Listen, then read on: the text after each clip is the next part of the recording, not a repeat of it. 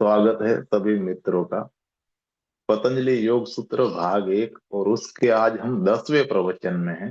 आज दूसरा दिन है और इस प्रवचन में प्रश्न जवाब चल रहे हैं। तो साधक भगवान से पूछते हैं कि भगवान क्यों बहुत लोग योग मार्ग पर एक दृष्टिकोण अपना लेते हैं, युद्ध का, संघर्ष का, कड़े नियम पालने के प्रति अति चिंतित होने का और योद्धा जैसे होने का। वस्तुतः एक योगी होने के लिए क्या यह सब आवश्यक है? अब देखते हैं भगवान क्या कहते हैं। भगवान कहते हैं कि यह नितांत आवश्यक है और न केवल यह नितांत अनावश्यक है, और न केवल अनावश्यक है बल्कि योग के मार्ग पर यह हर प्रकार की बाधाएं निर्मित करता है। योद्धा जैसा दृष्टिकोण सबसे बड़ी अड़चन है जो संभव है, क्योंकि कोई है नहीं जिससे लड़ा जाए। भीतर तुम अकेले हो। यदि तुम लड़ने लगते हो तो तुम स्वयं को ही खंडित कर रहे हो। यह सबसे बड़ी बीमारी है, बंट जाना, स्किज़ोफ्रेनिक हो जाना। और सारा का सारा संघर्ष निरर्थक है, क्योंकि यह कहीं ले जाने वाला नहीं है। कोई नहीं जीत सकता है। तुम दोनों तरफ हो। ज्यादा से ज्यादा तुम खेल सकते हो आंख मिचौनी का खेल। कई बार अ नामक हिस्सा है वो जीत जाता है, कई बार ब नामक हिस्सा जीत जाता है, फिर दोबारा अ, फिर दोबारा ब। इस तरीके से तुम चल सकते हो। कई बार वह जीतता है जिसे तुम अच्छा कहते हो, लेकिन बुरे के साथ लड़ते हुए, बुरे को जीतते हुए अच्छा हिस्सा थक और हार जाता है और बुरा हिस्सा ऊर्जा एकत्रित कर लेता है। कभी न कभी वह बुरा हिस्सा उठेगा और यह और आगे चल सकता है, अनंत तक। किंतु ऐसा योद्धा जैसा भाव घटता क्यों है? अधिकतर लोग लड़ने क्यों लगते हैं? जिस क्षण वे रूपांतरण की सोचते हैं वे लड़ने लगते हैं। क्यों? क्योंकि वे केवल एक ही ढंग जानते हैं, जीतने का, और वह लड़ने का। जो संसार बाहर है, उसमें बाह्य संसार में एक तरीका है विजयी होने का, और वो है लड़ना। लड़ना और दूसरे को नष्ट करना। तो बाहरी जगत में केवल यही एक तरीका है विजयी होने का। तुम इस बाहर के जगत में लाखों लाखों वर्षों से रह रहे हो और तुम हमेशा लड़ते रहे हो। अगर तुम ठीक से नहीं लड़ते हो तो कई बार हार जाते हो, कई बार विजयी होते हो। अच्छी तरह लड़ते हो तो मजबूती से लड़ने का यह एक पक्का अंदरूनी कार्यक्रम ही बन चुका है। विजयी होने का मात्र एक रास्ता है और वह है कठोर लड़ाई के द्वारा। तो जब तुम भीतर मुड़ते हो तब तुम प्रोग्राम, वही व्यवस्था भीतर भी ले जाते हो, क्योंकि तुम केवल इसी से परिचित हो। किंतु भीतर के संसार में बिल्कुल विपरीत है दशा। लड़ो और तुम हार जाओगे, क्योंकि लड़ने को कोई है ही नहीं। अंतर जगत में विजयी होने का तरीका है छोड़ देना। समर्पण है तरीका विजयी होने का। आंतरिक स्वभाव को बहने देना, लड़ना नहीं, यही तरीका है विजयी होने का। नदी को बहने देना, उसे धकेलना नहीं, यही है मार्ग जहां तक अंतर जगत का संबंध है। लेकिन यह बिल्कुल विपरीत है उसके जिसके तुम अभ्यस्त हो। तुम केवल बाह्य जगत को जानते हो, अतः शुरू में लड़ाई होगी। जो कोई भीतर प्रवेश करता है वह वही शस्त्रों को ले जाता है, वही भाव, वही लड़ाई, वही मोर्चाबंदी। तो मेकियावेली बाहर के संसार से संबंध रखता है, लाओ त्सु, पतंजलि और बुद्ध आंतरिक संसार से संबंध रखते हैं, और वे अलग अलग चीजों को समझाते हैं। मेकियावेली कहते हैं, आक्रमण सबसे अच्छा बचाव है। मत करो प्रतीक्षा, दूसरे के आक्रमण करने की प्रतीक्षा मत करो, क्योंकि फिर तो तुम पहले से ही हारने की ओर होते हो। तो तुम पहले ही हार चुके, क्योंकि वह दूसरा शुरू कर चुका है, वह पहले ही आगे बढ़ गया है। तो शुरू कर देना हमेशा ज्यादा अच्छा रहता है। बचाव करने की प्रतीक्षा ही मत करो, हमेशा आक्रामक बनो। इससे पहले कि दूसरा तुम पर आक्रमण करे, तुम उस पर आक्रमण कर लो। और जितना संभव बने उतनी ज्यादा चालाकी से लड़ो, जितना संभव हो उतनी बेईमानी के साथ बेईमान बनो, चालाक बनो और आक्रमणशील बनो। धोखा दो, क्योंकि वही है एकमात्र तरीका। ये साधन है जिनका सुझाव मेकियावेली देता है, और मेकियावेली एक ईमानदार आदमी है, इसलिए वह ठीक ही सुझाता है जो कुछ भी आवश्यक है। पर अगर तुम लाओ त्सु, पतंजलि या बुद्ध से पूछो, तो वे एक अलग प्रकार की विजय की बात कर रहे हैं। वे आंतरिक विजय की बात कर रहे हैं। वहां चालाकी काम न देगी, आक्रामकता न चलेगी, क्योंकि धोखा तुम किसे दे रहे हो, किसे तुम हराने वाले हो। तुम अकेले हो वहां। बाह्य संसार में तुम कभी अकेले नहीं होते हो। दूसरे वहां होते हैं, वे शत्रु हैं, लेकिन अंतर जगत में वहां तुम अकेले ही हो, कोई दूसरा नहीं है। बाह्य सं वहां कोई दूसरा नहीं है, वहां कोई शत्रु है, न कोई मित्र। यह एक पूर्णतया नई स्थिति है तुम्हारे लिए। तुम पुराने हथियार ले जाओगे, लेकिन वे पुराने हथियार तुम्हारी पराजय का कारण बन जाएंगे। तो जब तुम बाह्य जगत से अंतर जगत में प्रवेश करने को जाओ, तो सब पीछे छोड़ देना जो तुमने बाहर से सीखा है। उससे मदद नहीं मिलने वाली है। किसी ने रमन महर्षि से पूछा कि मुझे क्या सीखना होगा मौन होने के लिए, स्वयं को जानने के लिए। कहा गया है कि रमन महर्षि ने कहा कि अंतरात्मा तक पहुंचने के लिए तुम्हें कोई चीज को सीखने की जरूरत नहीं है, तुम्हें अनसीखा करने की जरूरत है। सीखना मदद न देगा। यह मदद करता है बाहर गति करने में, मदद तो करेगा, पर अनसीखा करना मदद करेगा।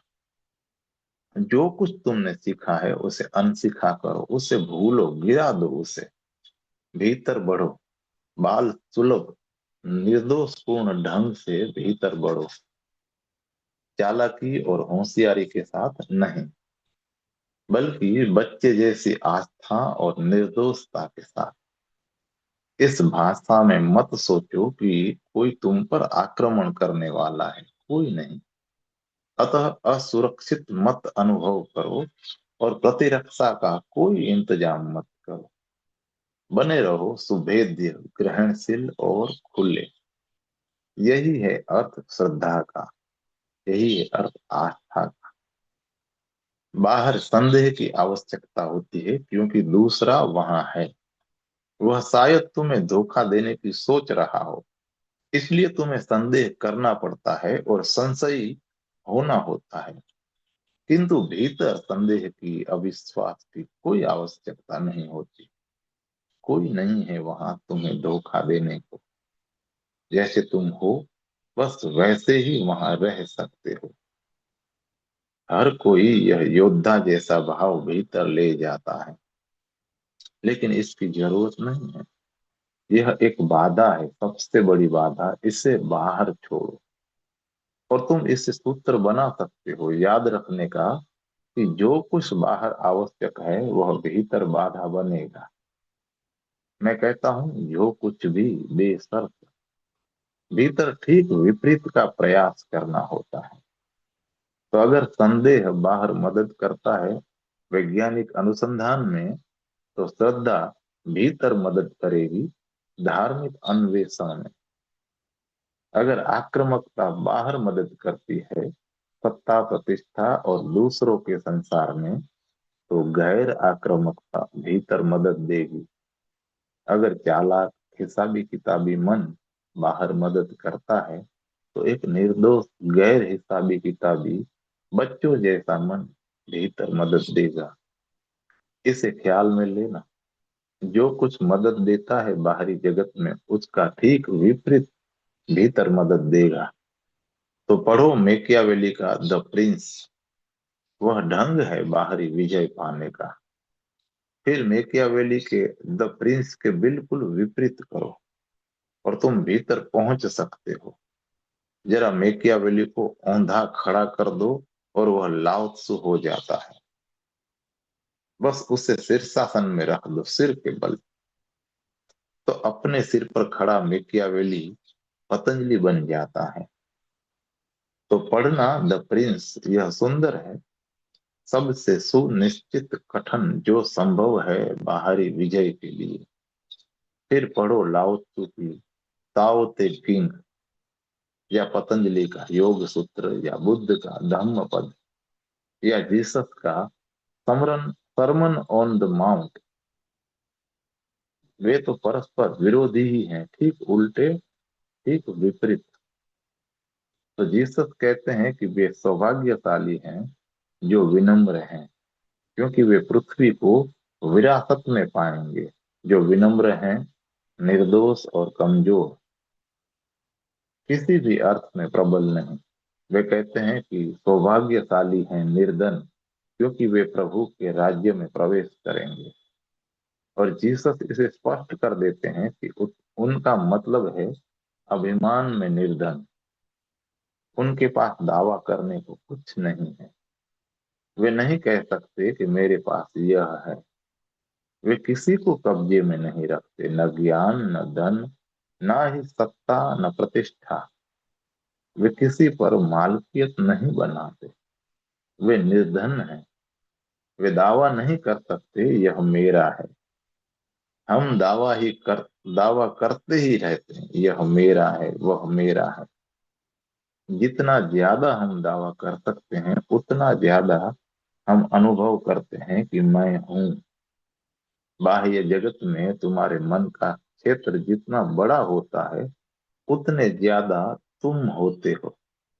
अंतर जगत में जितना कम होता है मन का क्षेत्र, उतने विशाल तुम होते हो। और जब मन का क्षेत्र मिट जाता है पूरी तरह और तुम शून्य हो जाते हो, तब तुम महानतम होते हो। तब तुम होते हो विजयी। तब विजय घट चुकी है। योद्धा जैसे भाव वाला चित्त, संघर्ष, लड़ाई, कड़े नियमों अधिनियमों के प्रति अति चिंतित, हिसाब किताबी योजना बनाने वाला मन, वही भीतर चला जाता है। क्योंकि यही तुमने बाहर सीखा है और तुम और कुछ जानते नहीं, इसलिए इसी को अंदर ले जाते हो। इसीलिए सदगुरु की आवश्यकता है, वरना तुम अपने पुराने तौर तरीके आजमाते चले जाओगे और एकदम असंगत होते हैं यह अंतर जगत में। इसलिए दीक्षा की आवश्यकता है।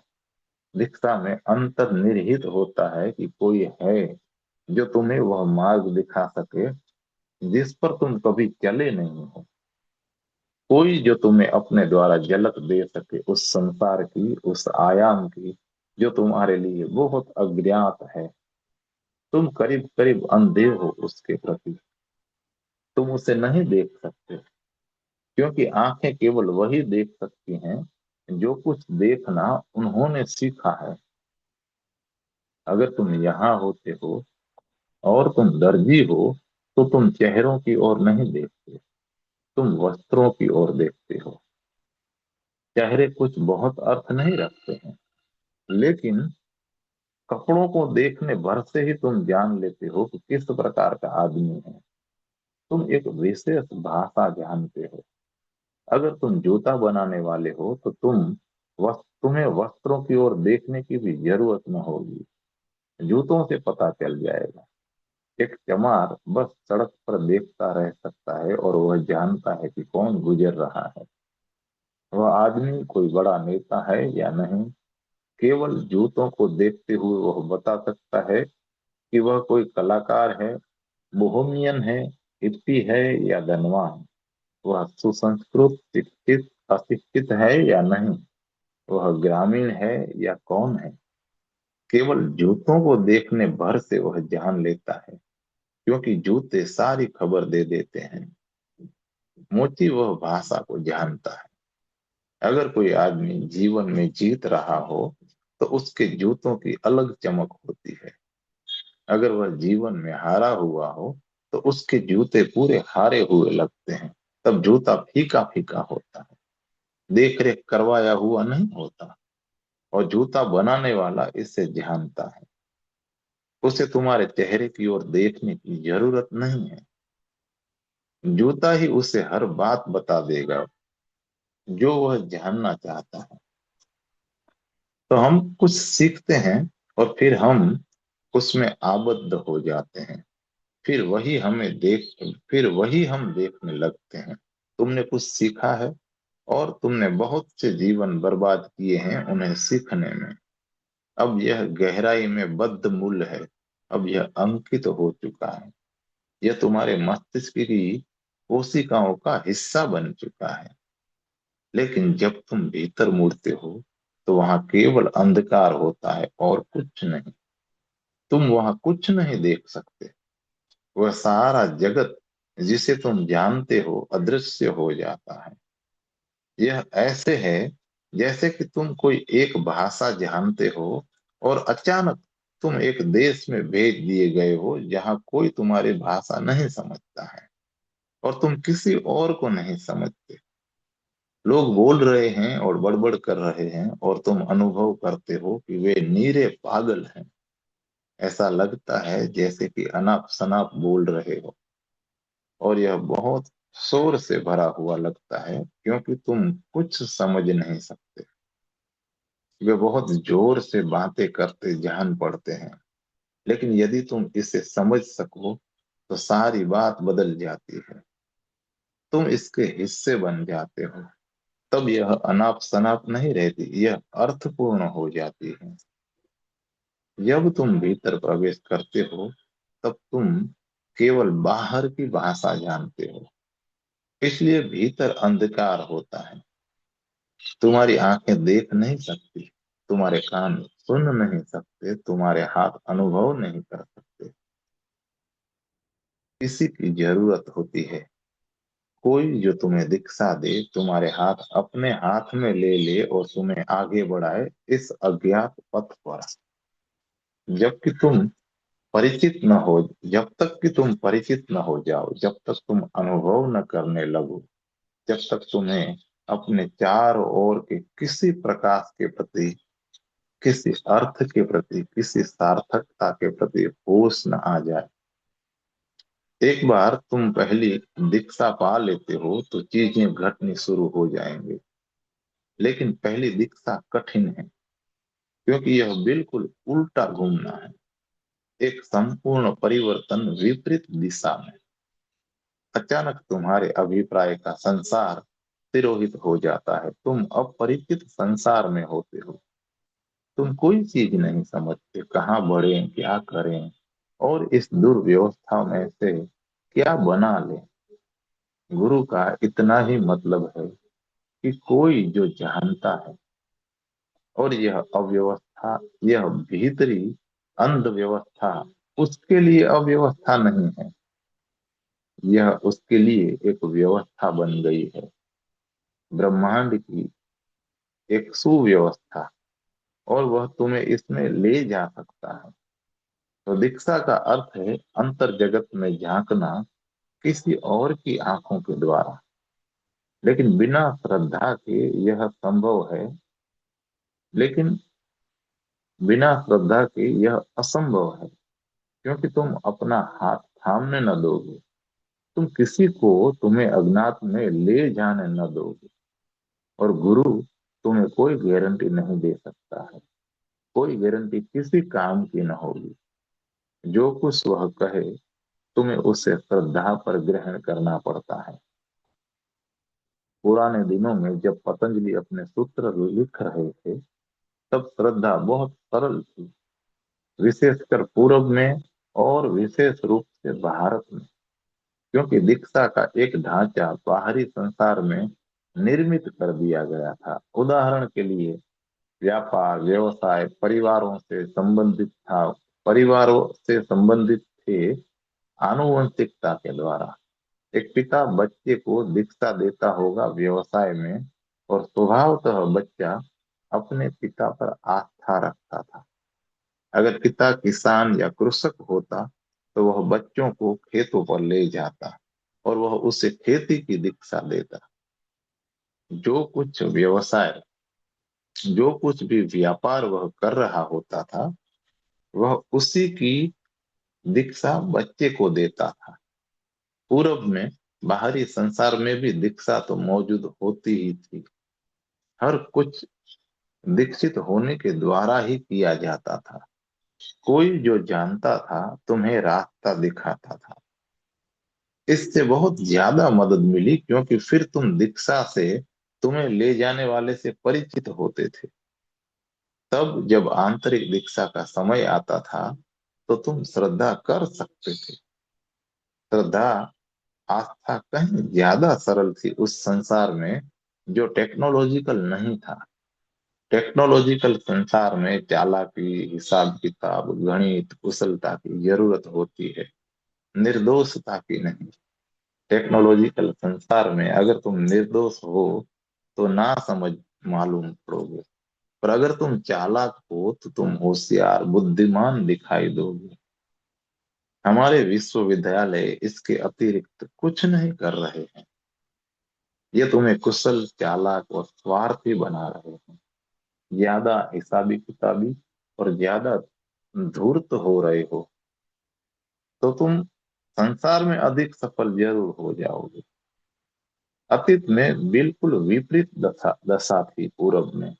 अगर तुम धूर्त होते थे तो तुम्हारे लिए बाहर के संसार में सफल होना भी असंभव होता था।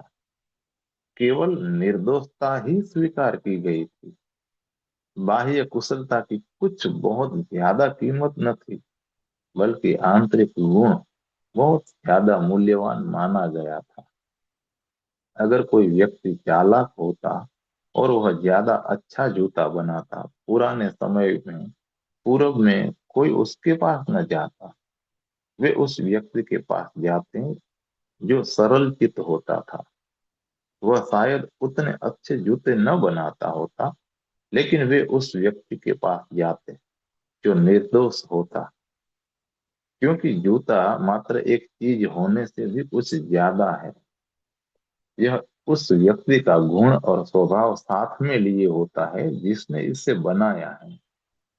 तो अगर धूर्त और चालाक शिल्पी होता तो कोई उसके पास न जाता, वह कष्ट उठाता, वह असफलता पाता।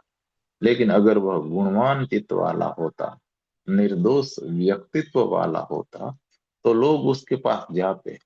चाहे उसकी चीजें बदतर होती, लोग उसकी चीजों को ज्यादा महत्वपूर्ण समझते। कबीर एक जुलाहे और एक बनकर थे, और वे बुनकर ही रहे। संबोधि प्राप्ति के बाद भी उन्होंने बुनाई को जारी रखा, और वे इतने आनंद पूर्ण थे, इतने आनंद मग्न कि उनकी बुनाई बहुत अच्छी नहीं हो सकती थी। वे नाच रहे होते और गा रहे होते और बुन रहे होते।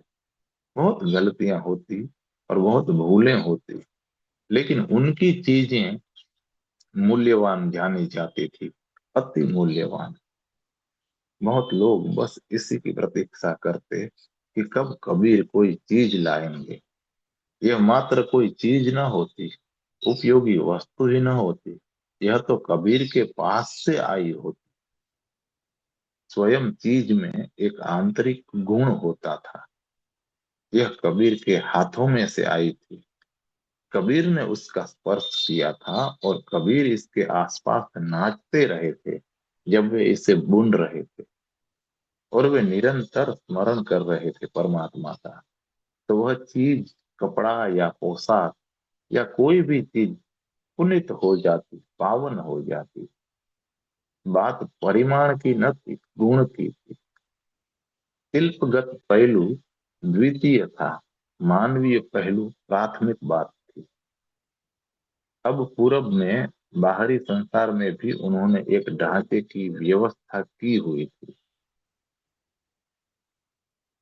जो तुम्हारी मदद करता जब तुम भीतर की ओर मुड़ते, जिससे तुम उस आयाम से पूरी तरह अपरिचित न होते थे। कुछ तो था जो तुम जानते थे, कुछ मार्गदर्शक दिशाएं, तुम्हारे पास का कोई प्रकाश। तुम समग्र अंधकार में नहीं सरकते होते थे। और बाहरी संबंधों में होने वाली यह आस्था हर कहीं थी। एक पति विश्वास ही न कर सकता था कि उसकी पत्नी विश्वासघात कर सकती है। यह करीब करीब असंभव ही था। और अगर पति मर जाता तो पत्नी उसके साथ मर सकती थी, क्योंकि जीवन ऐसी सम्मिलित होने की घटना थी। उसकी मृत्यु के बाद यह अर्थहीन होता उसके बिना जीना, जिसके साथ जीवन इतनी सम्मिलित हुई चीज बन चुका होता था। यह घटना आगे चलकर कुरूप हो गई, पर आरंभ में यह सुंदरतम चीजों में से एक थी जो कभी भी इस धरती पर घटी है। तुम किसी को प्रेम करते थे और वह समाप्त हो गया, तो तुमने उसी के साथ ही समाप्त हो जाना चाहा। उसके बिना रहना तो मृत्यु से भी ज्यादा बुरा होगा। मृत्यु ज्यादा अच्छी और चुनने लायक थी। ऐसी थी आस्था जो बाहर की चीजों में भी बनी रहती थी। पत्नी और पति के बीच का संबंध एक बाहरी चीज ही है। सारा समाज श्रद्धा के साथ, आस्था के साथ, प्रामाणिक साझेदारी के आसपास गतिमान हो रहा था। और यह सहायक था। जब भीतर बढ़ने का समय आता तो ये सारी चीजें मदद करती, व्यक्ति के सरलता से विकसित होने में, किसी के प्रति श्रद्धा रखने में, समर्पण करने में। तो लड़ाई, संघर्ष, आक्रामकता, ये सब बाधाएं हैं। उन्हें साथ मत लिए रहो। जब तुम भीतर की ओर मुड़ते हो तो उन्हें द्वार पर छोड़ आओ। यदि तुम उन्हें पास रखते हो तो तुम भीतर के मंदिर को खो दोगे। तुम इस तक कभी न पहुंचोगे। इन चीजों के साथ तुम भीतर की ओर नहीं बढ़ सकते। एक और प्रश्न साधक ने पूछा है, जो हम कल पठन करेंगे। तो मैं प्रश्न पढ़ लेता हूँ कि भगवान, क्या वैराग्य, अनासक्ति या निराकांक्षा स्वयं में पर्याप्त नहीं है किसी को सांसारिक बंधन से मुक्त करने के लिए? तब क्या प्रयोजन हुआ योग के अनुशासन का, अभ्यास, प्रयास और कार्यकलाप का?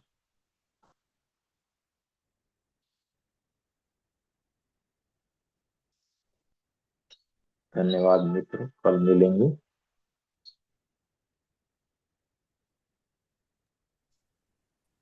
जय भगवान, जय भगवान।